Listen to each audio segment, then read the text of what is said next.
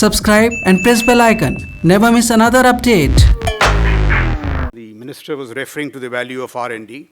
$15.3 billion has been spending this consistently annually over the last couple of years. More than Intel, more than Apple, more than Microsoft. We are also told that out of 188,000 employees in Huawei, 75,000, 40% of the workforce is focused exclusively on R&D. So, no wonder this technological lead. If China operationalizes 5G by 2020, USA, EU, South Korea, and Japan, there is no prospect of operationalizing 5G before 2025. So that's the technological lead or the lag. And therefore, you had this recent desperate tweet by President Trump, who said that America needs to get to 5G, even 6G, faster and smarter ways. But I don't know what you can possibly do now. It's too late. Now, when you marry the data pipe of 5G with the apps and services, not of Facebook, Google, or Twitter, but with the apps and services of Baidu, Alibaba, and Tencent, you have this aggregation of data, which is actually the real power. And you will create an informational network, not just the data pipes, but now when you marry them with the apps and services, an informational network of great power and sophistication, purely Chinese in flavor. Of course, there'll be huge value in terms of economics and commerce, provision of societal services. You'll have all this that we know about, autonomous cars, remote robotic surgeries, self-regulation of air conditioners, this whole Internet of Things that we talk about. But like everything else, it is also a potential weapon of ideological, societal, military, geopolitical control and influence. This explains the worst fears of the Pentagon with regard to the F-35.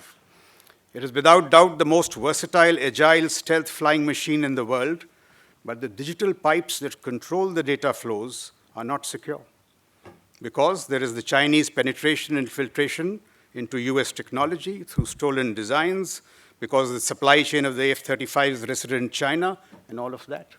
So you have the foremost flying platform whose data flows may not be yours. That's the American worry. We saw the importance of information in the recent air engagements post-Balakot. The engagements were as much about skills in dogfighting as about the availability or non-availability of operational data links, SDRs, networks, leading to inadequacies, fratricide, aircraft losses. So that's the importance of information. Now back to 5G, this technology can be commercialized, as I said, but also weaponized within cities or countries served by that network. So they say in a very wide Beijing in 2022, by which time it is said that there'd be a surveillance camera for every 2 Chinese citizens. If you step out of your hotel and you call for an Uber, the camera or the microphone will pick you up, it'll put you through the checks, facial recognition and all of that, and if you're a good citizen, the Uber will turn up in 60 seconds. But if you are not so good a citizen by Chinese standards, the Uber will simply not show up. So this is how information control is going to get into societal services in Beijing, China, we are told. Now, if a Chinese telecom builds and controls a nation's 5G network, there is always the lurking vulnerability that the security and mining of all data on that network, all the academic papers and research, engineering and business plans, photos, emails, text messages, they'll all be vulnerable to invasion by the Chinese. Now, I'm not saying that it necessarily will happen. There'll be many commercial payoffs which will lead to a lot of good, but everything will be fair game to a country that does not believe in fair games. The military manifesto of the PLA on unrestricted warfare propounds the new principle of war in very precise, open terms. It says that we'll use all means, armed force or non-armed force, lethal, non-lethal, military, non-military, to compel the adversary to accept one's interest. In fact, somebody was mentioning this is Sam Dam Dand Bhed in the strategic foreign policy sense, by means fair or foul. So, potentially 5G can be used to secure geostrategic advantage, alter geostrategic realities through aggregation of all instruments in the strategic toolkit. The fact of the matter is that a China-led 5G network will be the dominant reality in the next 2 years. Given the huge commercial economic spin-offs, very few will be able to stay out. In fact, the founder of Hawaii, Reng Zhengfei, says that no market can keep us away. He's so confident about the technology. It's also believed that less USA and Australia, everybody will be in. UK saw the advantage years ago. If you can't beat them, join them. So you had the intelligence, the boss of the British intelligence join Huawei in 2010, and Prime Minister David Cameron doing a $1.2 billion deal in 2013. Perhaps the British think that if you get inside, you will minimize your losses. We have seen such weaponization, informational leveraging in other domains in the past. In Iraq and Syria, the social media leveraging by ISIS was far superior than the leveraging of social media by 21st century professional militaries. ISIS was the first terror group, they say, which secured not only the physical domain, but also the digital territory. So it's happened in the past. Mosul, as we all know, the ISIS retained such strong informational control over Mosul through these elaborate media kiosks that ultimately, when the first and the second attempts at capture failed, you had billion-dollar F-16s targeting not the Daesh artillery or the armor, but these $50 media kiosks.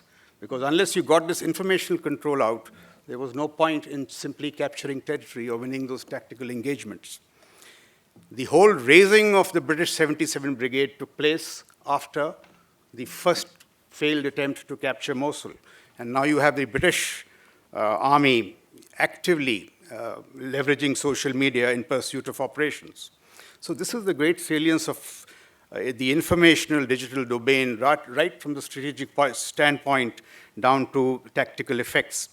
So today, informational control has become an essential prerequisite before launch of tactical operations. Two lessons in the Indian context which I shall leave with you. One is that all these issues that we address, we must necessarily or of necessity have a strategic view which is based on a broad-based understanding of its purpose. In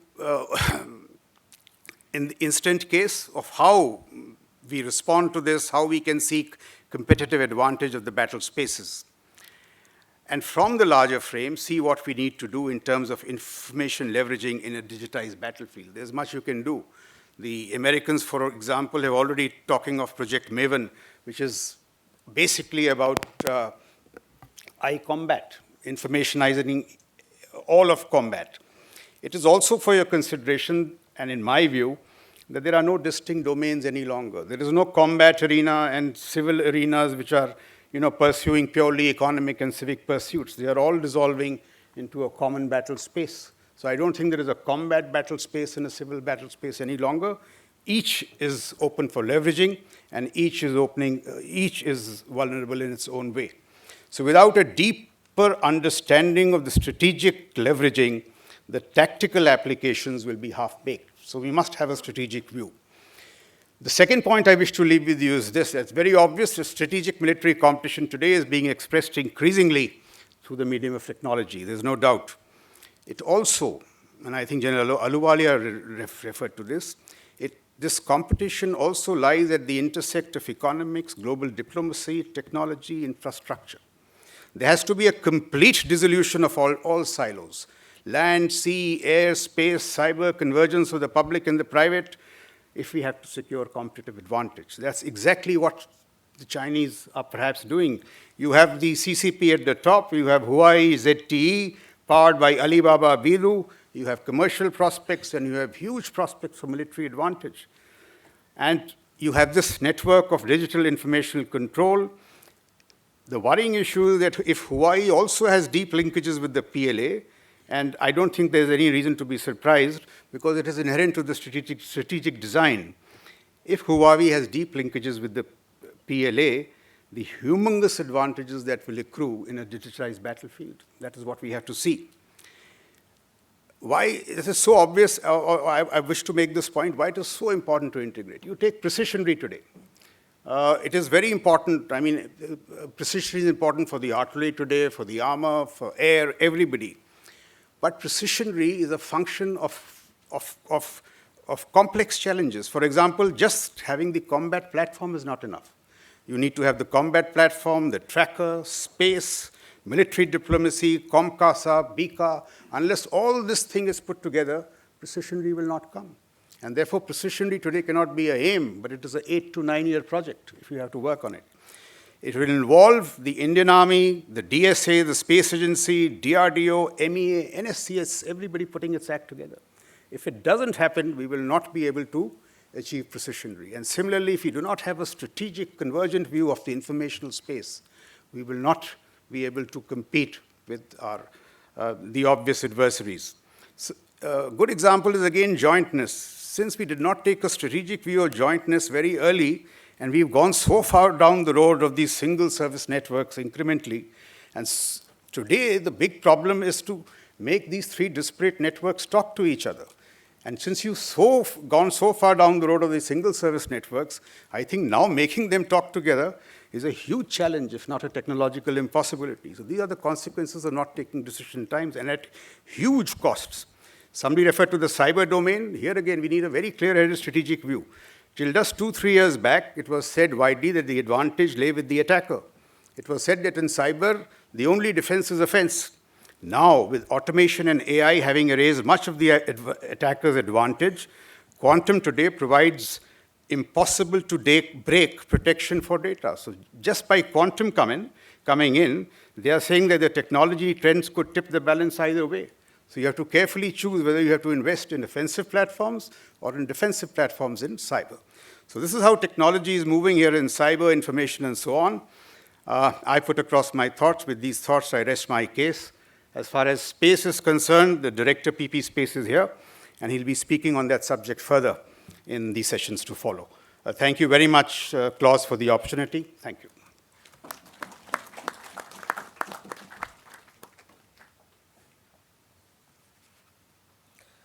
Thank you, sir. It was a very enlightening talk. If you like this video, give it a thumbs up, do share and subscribe, and don't forget to press the bell icon. Keep watching National Defense. Jai Hind, Vande Matram.